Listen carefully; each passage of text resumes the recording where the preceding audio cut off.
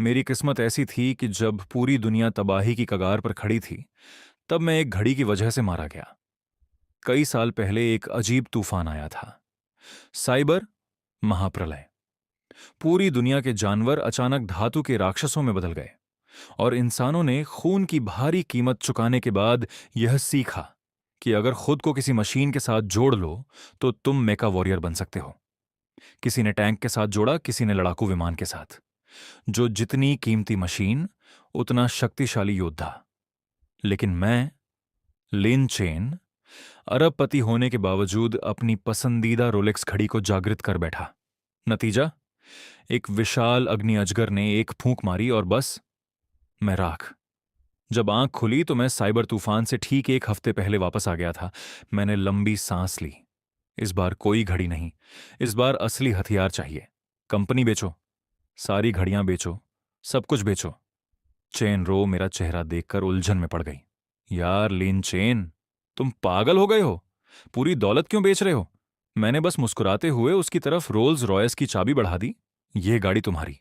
शहर के बीच से निकल जाओ, जल्दी।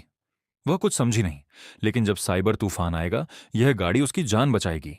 उधर मैं सीधा ग्रिजली भालू नीलामी घर पहुंचा। वहां का नजारा देखकर आंखें फटी रह गईं। लड़ाकू विमान, टैंक, बख्तरबंद गाड़ियां, सब बिक रहे थे। दुनिया की सारी ताकतें एक जगह। और सबसे आखिर में आया असली धमाका। लेडीज एंड जेंटलमैन, प्रस्तुत है लेनिनेट्स परमाणु विमानवाहक पोत। शुरुआती बोली 8,000 करोड़। कमरे में सन्नाटा। फिर जापान के प्रतिनिधि नोएशिसा ने बोली शुरू की, 8,000 से सीधे 11,000 करोड़। सब उसी को देख रहे थे। तभी कोने में बैठे एक शख्स ने नंबर 47 की पट्टी उठाई। 12,000 करोड़। वह शख्स मैं था। पोत मेरे नाम हो गया। अगले कुछ दिन मैंने उसे पूरी तरह तैयार करवाया। नए हथियार, नई ढाल, नए इंजन। जब काम पूरा हुआ तो उस विशाल जहाज को देखकर मन ही मन कसम खाई, इस महाप्रलय में सबसे शक्तिशाली मैं बनूंगा। उसी रात आसमान फटा। 7 रंगों के उल्कापिंड गिरे और साइबर ऊर्जा की किरणें धरती आकाश को भेदने लगीं। मैं अपने जहाज की छत पर खड़ा था, आंखें बंद, इंतजार में। आ जाओ, जागृत हो जाओ। 500 मीटर लंबा विमानवाहक पोत जागने लगा। हड्डियां फैलीं, धातु की चमड़ी उगी, और देखते ही देखते समुद्र के किनारे खड़ा था पाटियान लिंगशी, एक 100 मीटर ऊंचा लाल रंग का मेकादेव, जैसे कोई भगवान धरती पर उतर आया हो। तभी समुद्र में हलचल हुई। एक ए श्रेणी का यंत्रवेल शार्क उभरी। मैंने उसे देखा भी नहीं, बस एक मुट्ठी, सिर्फ एक मुट्ठी, और वह विशाल मशीनी जीव लोहे के टुकड़ों में बिखर गया। चीखने का मौका तक नहीं मिला उसे। मैंने उसका सफेद क्रिस्टल, ऊर्जा कोर, उठाकर भंडार में फेंक दिया। तभी दिमाग में एक आवाज गूंजी। पर्याप्त ऊर्जा का पता चला। सर्वोच्च मेका प्रणाली सक्रिय। क्या आप अपग्रेड करना चाहते हैं? मैंने एक पल रुककर कहा, पहले अपनी क्षमताएं बताओ। सिस्टम ने जवाब दिया, यह प्रणाली सर्वोच्च मेका प्रणाली है।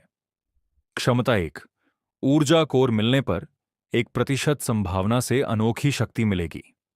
क्षमता 2, पर्याप्त ऊर्जा और धातु होने पर मेका को अपग्रेड किया जा सकता है। भंडार अभी पर्याप्त है, क्या अपग्रेड करें? मैंने बिना एक पल गंवाए बटन दबाया। अपग्रेड के दौरान मैं अचानक वापस इंसानी शरीर में था। एक शिपयार्ड के घाट पर मैंने इधर उधर देखा। यह जगह बड़ी खतरनाक लग रही थी। यहां तो कोई भी। और तभी पीछे से एक भयानक चीख। जमीन कांपी, लोहा टकराया। एक विशालकाय यंत्र केकड़ा टेढ़े मेढ़े पैरों से मेरी तरफ बढ़ रहा था। सिस्टम ने सूचना दी, सी श्रेणी मेका केकड़ा, हमले की चेतावनी। जब वह अपना अंतिम वार करने ही वाला था, तभी पीछे से एक चमकदार लेजर निकली और पलक झपकते ही केकड़ा 2 बराबर टुकड़ों में कट गया। ऊर्जा कोर जमीन पर लुढ़क गया। आपका मेका अपग्रेड पूर्ण हुआ। मैंने पीछे मुड़कर देखा। पहले वाला तो बस एक विशाल दानव था, लेकिन यह तो एक चलती फिरती समुद्री किला थी। धत्त! यह तो सपने से भी बड़ा निकला। मेका का डेटा देखा तो आंखें और फट गईं। पाटियान लिंगशी, आधार आक्रमण 70,000, आधार रक्षा 70,000, साथ में लेजर तोपें, प्लाज्मा कैनन और न जाने क्या क्या।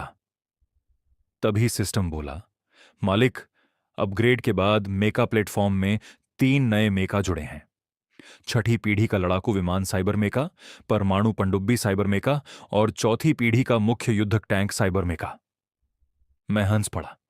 इन्हें बाहर बुलाओ, दिखाओ जरा। तीनों सामने आए।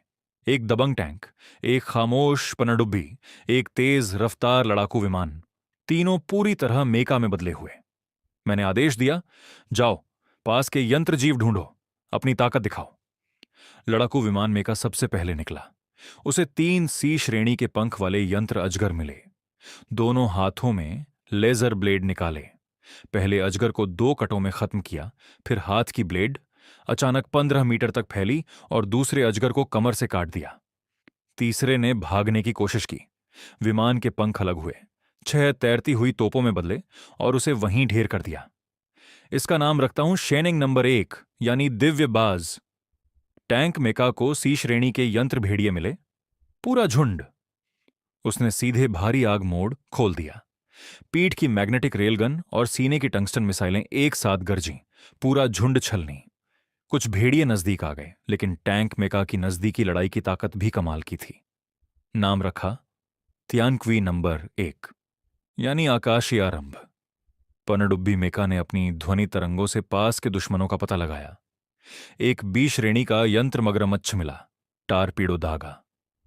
मगरमच्छ की धातु की खाल बहुत मोटी थी, पेट पर लगा लेकिन घातक नहीं। मगरमच्छ ने पलटवार किया। पनडुब्बी ने तुरंत नजदीकी लड़ाई मोड़ खोला, त्रिशूल निकाला और मगरमच्छ को ऊपर उछाल दिया। फिर अंतिम अस्त्र, तीव्र प्रकाश किरण, दाग दी। मगरमच्छ समाप्त। नाम रखा लोंगयुआन नंबर 1, यानी अजगर का गहरा कुंड। तीनों मेका वापस आए और मेरे सामने एक घुटने पर बैठ गए। मैंने संतुष्टि से कहा, बहुत अच्छे, मेरी उम्मीद से भी ज्यादा ताकतवर। मैंने तियानक्वी नंबर 1 की ठंडी धातु पर हाथ फेरा और बोला, अब वक्त आ गया है, महाप्रलय की तरफ चलते हैं। महाप्रलय, यह उस शहर का नाम था जो ऊर्जा से भरपूर था और इस वक्त एक A श्रेणी के मिश्र धातु यंत्र भालू के हमले की चपेट में था। लेकिन इस शहर के लोग कमजोर नहीं थे। यहां के नागरिक अपनी बंदूकें, पुराने टैंक, यहां तक कि विमान भी रखते थे। साइबर जागृति के बाद इन हथियारों ने उन्हें थोड़ी लड़ाई की ताकत दे दी थी। सबने मिलकर एक संयुक्त मोर्चा बनाया था और इस मोर्चे का सबसे बड़ा सहारा था एक आदमी जिसे सब दादी कहते थे। वॉकी टॉकी पर आवाज आई, मुख्यालय, महाप्रलय की सुरक्षा पंक्ति टूट गई, तत्काल सहायता चाहिए। कमांडर ने कहा, धैर्य रखो, दादी अभी पहुंचते हैं। आसमान में एक नीले रंग का S-35 लड़ाकू विमान मेका प्रकट हुआ।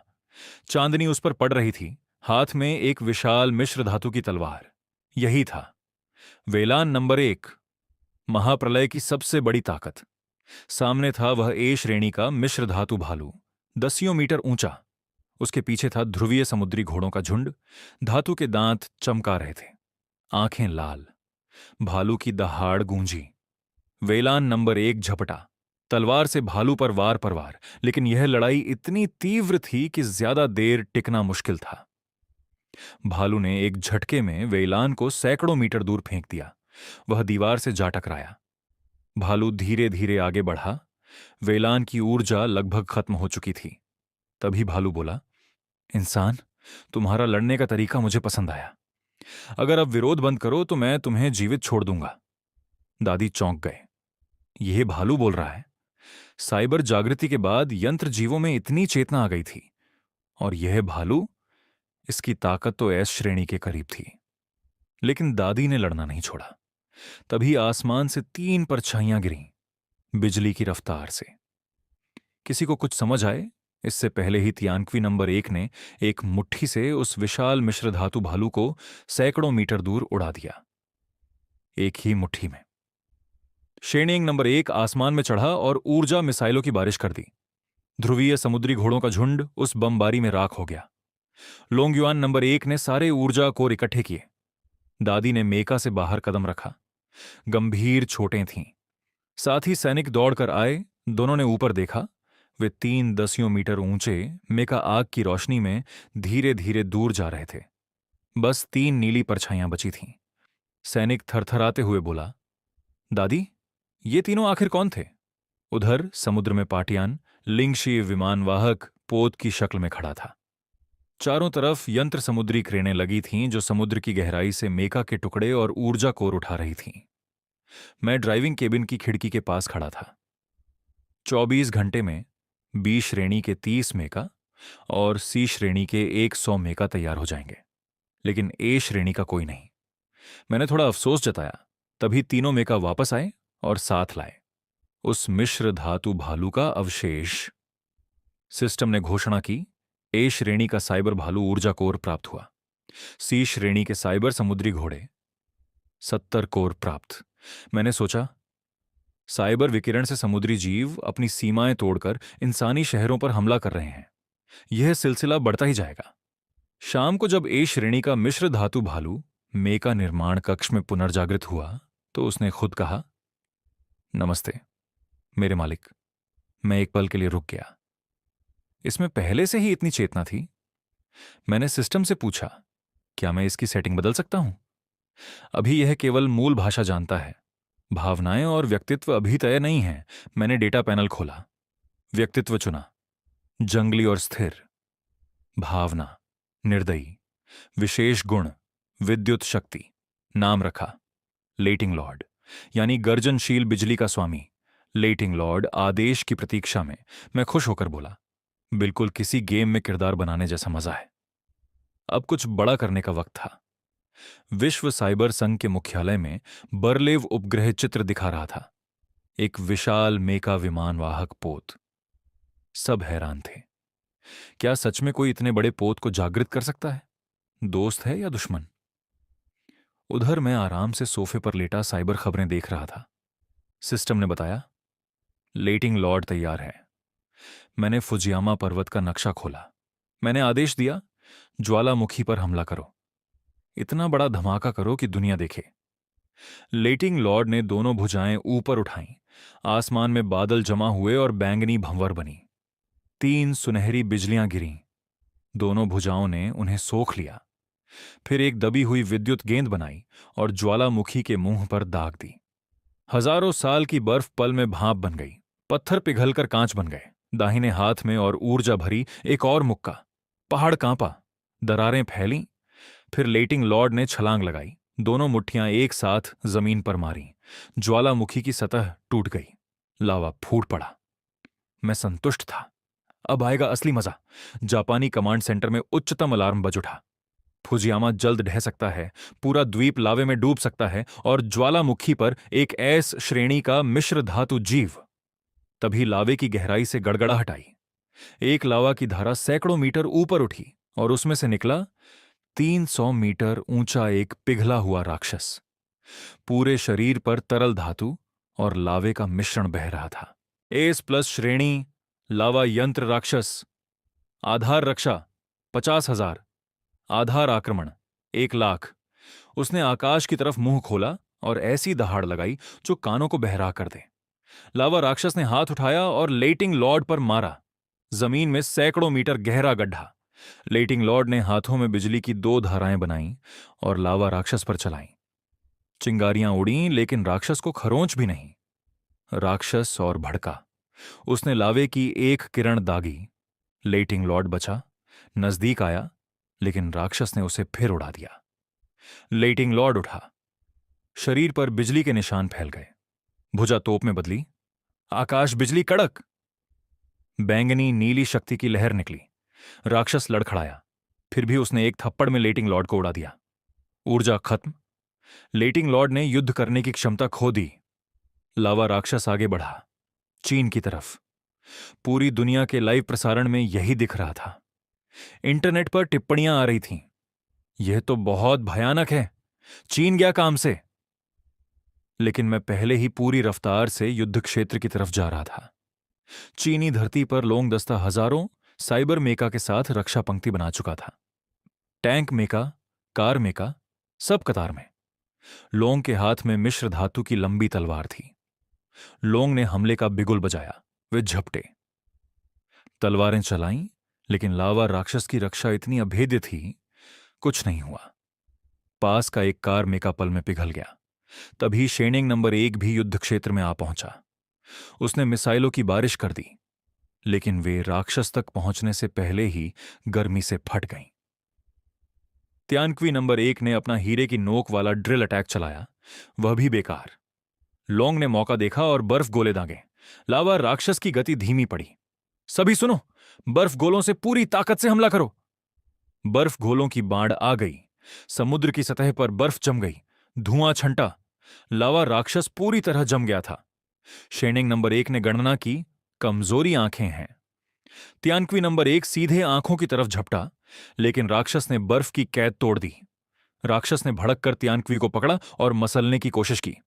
तभी एक आवाज आई, तुम सबने अच्छा किया, अब मैं संभालता हूं। मैं आ गया था, आसमान से नीचे उतरा। समुद्र की सतह पर पाटियान लिंगशी धीरे धीरे आगे बढ़ा। सैकड़ों मीटर ऊंचा, चलती फिरती समुद्री किला, जैसे किसी उद्धारकर्ता का आगमन हुआ हो। लावा राक्षस सतर्क हो गया। उसने एक विशाल आग का गोला दागा। मैंने रक्षा कवच खोला। आग का गोला सीधे सहा, फिर दाहिनी मुट्ठी में बिजली भरी और एक घूंसा। लावा राक्षस सैकड़ों मीटर पीछे जा गिरा। लोंग की तलवार भी जिस कवच को नहीं छेद सकी, उसमें मेरे एक घूंसे से दरार पड़ गई। राक्षस और भड़का, सीधे मुझ पर झपटा। मैंने जेब से बिजली का खंजर निकाला। आ जाओ। दोनों की ऊर्जाएं टकराईं, समुद्र में गहरा गड्ढा बन गया। मैं जीता। मैंने मौका नहीं दिया। कंधे, कमर, पैरों के मिसाइल कक्ष एक साथ खुल गए। सैकड़ों मिसाइलें एक साथ दागीं। समुद्र विस्फोट की आग से दिन जैसा चमका। धुएं में मैंने अंतिम वार की तैयारी की। सीने की धातु खुली। सर्वोच्च प्लाज्मा तोप अमातेरासु, ऊर्जा भर रही है। एक मोटी नीली प्लाज्मा किरण निकली, सीधे लावा राक्षस के सीने के ऊर्जा कोर पर। मैंने और ऊर्जा डाली। किरण और मोटी हुई। राक्षस के कवच में दरारें फैलने लगीं। कड़ाक! कवच टूटा। मैंने सीधे उस S+ ऊर्जा कोर को पकड़ा और खींच लिया। लावा राक्षस ने अंतिम दहाड़ लगाई और समुद्र की गहराई में समा गया। सिस्टम ने घोषणा की, S+ श्रेणी ऊर्जा कोर प्राप्त। मेका अपग्रेड सामग्री तैयार। क्या अपग्रेड करें? मैंने मुस्कुराते हुए कहा, हां। दूसरा अपग्रेड शुरू हो गया। लोंग दस्ते ने चीन की तरफ से धन्यवाद दिया। युद्ध के बाद समुद्र शांत हो गया, लेकिन गहरे पानी में, कहीं अंधेरे में, दो लाल आंखें इस सब को देख रही थीं। विश्व साइबर संघ के मुख्यालय में बर्लेव लेटिंग लॉर्ड के फुजियामा हमले की रिकॉर्डिंग दिखा रहा था। जापान के प्रतिनिधि इनोवेशिसा चिल्लाए, यही वह भालू मेका है जिसने मेरी मातृभूमि तबाह की। कोई बोला, लेकिन उसे तो उस लिन चेन ने वापस ले लिया था। कोरिया के प्रतिनिधि किम यंगजुन ने खांसते हुए कहा, माफ करना, मेरे खास मेहमान आ गए। और चीन के प्रतिनिधि लोंग के साथ लिन चेन दाखिल हुआ। माफ करना, थोड़ी देर हो गई, लगता है मेरा स्वागत कुछ खास नहीं। किम यंगजुन अंदर से काफी घबराया हुआ था, लेकिन ऊपर से मुस्कुरा रहा था। बैठक में सब समझ गए थे, लावा राक्षस की लड़ाई में चीन की ताकत सामने आई। अगर फिर कोई S श्रेणी का जीव आया तो बिना चीन की मदद के कोई जीत नहीं सकता, और लिन चेन भी अब चीन के साथ है। बस जापान अकड़ कर बैठा था। इनोवेशिसा चिल्ला रहे थे कि लिन चेन के भालू मेका ने उनकी मातृभूमि बर्बाद की। लिन चेन का असली मकसद था लोंग से संसाधन मांगना, 4 दिन बाद आने वाले विशाल जीव ज्वार की तैयारी के लिए। लोंग ने एक कार्ड निकाला। ऊर्जा भंडार के सैनिकों को बता दिया है, सीधे जाकर ले आओ। राजधानी का ऊर्जा भंडार। 2 जीप मेका गेट पर खड़े थे। लिन चेन साहब, कृपया अपना परिचय दिखाएं। लोंग का ID कार्ड स्कैन हुआ। स्क्रीन पर लिखा आया, सर्वोच्च अनुमति। विशाल दरवाजे खुले। अंदर ऊर्जा ब्लॉक करीने से सजे थे। भंडार प्रबंधक झांग चेन ने सामान तैयार करके रखा था। थोड़ा रुको, परिवहन काफिला आ रहा है। मैंने हाथ हिलाया, जरूरत नहीं, और सीधे एक समुद्री घोड़ा मेका बुला लिया। झांग चेन की आंखें फटी रह गईं। फिर मैंने एक एक करके कुल 30 समुद्री घोड़े मेका बुला लिए। दोनों मेका गार्ड अवाक। मैंने हंसते हुए कहा, बूढ़े झांग कब ले जाऊं? झांग चेन हकलाते हुए बोला, जी हां, आप जाइए। पाटियान लिंगशी अभी भी अपग्रेड में था। 13 घंटे और बाकी थे। मैंने व्यवस्था की। शेनिंग नंबर 1 हवा में, यंत्र केकड़े जमीन पर, पाटियान की सुरक्षा, और मैं खुद समुद्र की गहराई में उतरने निकल पड़ा। लेटिंग लॉर्ड और त्यानक्वी नंबर 1 अभी मेका कक्ष में मरम्मत में थे। मौका था लोंगयुआन नंबर 1 की ताकत परखने का। समुद्र में उतरते ही एक ए श्रेणी समीप यंत्रबाग शार्क मिली। आंखें लाल, विशाल दांत, सीधे लोंगयुआन को काटने झपटी। लोंगयुआन ने एक हाथ से उसका वार रोका, टर्बो चालू किया, रफ्तार बढ़ी। एक जंगली टक्कर और शार्क उलट गई। पीठ का पंख उखाड़ा, बाहरी कवच एक मुट्ठी से तोड़ा, ऊर्जा कोर निकाला। लोंगयुआन और नीचे उतरता गया। 2000 मीटर। फिर सामने आया एक अथाह समुद्री दरार। लोंगयुआन ने अल्ट्रासाउंड स्कैन किया, लेकिन एक अनदेखी शक्ति ने रोक दिया। सिस्टम ने सुझाया, यंत्र केकड़ा उतारो। क्वांटम नियंत्रण से केकड़ा नीचे उतरा। 2899 मीटर पर एक सुनहरी चमक और फिर एक अजीब चीख। तस्वीर हिली, केकड़े से संपर्क टूट गया। वह सुनहरी रोशनी लावा राक्षस के ऊर्जा कोर जैसी लग रही थी। मुझे खुद जाना होगा। दरार की तह में पहुंचा। वहां था एक काला यंत्र ऑक्टोपस, पूरे शरीर पर ठंडी धातु की चमक। मैं सतर्क हो गया। ऑक्टोपस बोला, तुम्हारे केकड़े की ऊर्जा खत्म हो गई थी, मैंने भर दी। और फिर असली रूप सामने आया। समुद्री नीली आंखें, चांदी जैसे बाल, मोती जैसी त्वचा, एक जलपरी। वह बोली, धरती से आए उद्धारकर्ता आखिर मिले। मेरा नाम जियाओ यूं है। अगर भरोसा हो तो मेरे साथ आओ। मुझे लगा इसमें दुश्मनी नहीं है। मैं चल पड़ा। एक संकरी दरार से गुजरे, फिर एक विशाल समुद्री गुफा खुली और सामने था सुनहरे नक्काशी वाला एक विशाल पत्थर का दरवाजा। ऑक्टोपस के स्पर्श से दरवाजा खुला। अंदर था एक रॉकेट लॉन्च कक्ष जैसा यंत्र। सिस्टम ने विश्लेषण किया, यह काल कैप्सूल है, समय यात्रा की क्षमता, यह 300 साल बाद की तकनीक है। जियाओ यू ने कैप्सूल चालू किया। ऊपर एक होलोग्राम उभरा। अरे, किसी ने जगाया, यह भविष्य का बेस क्षेत्र है। स्वागत। एक लड़की की छवि थी। उसने कहा, कृपया बोलकर अपनी पहचान बताओ। मैंने कहा, नमस्ते। लड़की बोली, ठीक है, दादालिन, मैं तुम्हारी 300 साल बाद की परपोती हूं। मैं अवाक। उसने एक नंबर बोला, 8394527888। यह मेरे पढ़ाई के नोट्स की क्लाउड स्टोरेज का पासवर्ड था, वह नंबर जो मैंने कभी किसी को नहीं बताया। मैंने मान लिया। लड़की बोली, मैंने जियाओ यू को भेजा है तुम्हें बचाने। भविष्य में तुम समुद्र में यंत्र विहेल राजा को मारने जाते हो और समुद्री अभिशाप की चपेट में आकर कुछ दिनों में मर जाते हो। पाटियान बेकाबू हो जाता है। जापान और कोरिया मिलकर उसका ऊर्जा कोर छीन लेते हैं।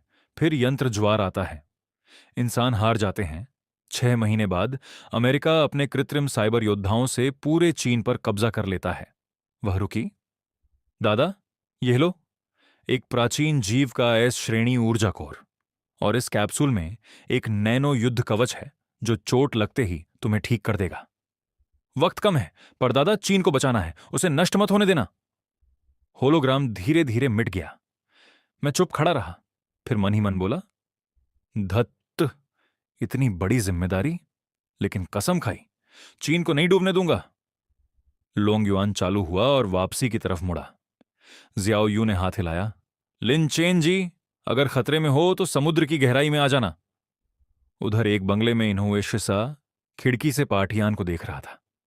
उसके पास था नाकाता सांड, पहले बैच का कृत्रिम साइबर योद्धा। इनोue ने आदेश दिया, रात को उस यंत्र केकड़े पर हमला करो और यह भी परखो कि कृत्रिम साइबर योद्ध की असली ताकत क्या है।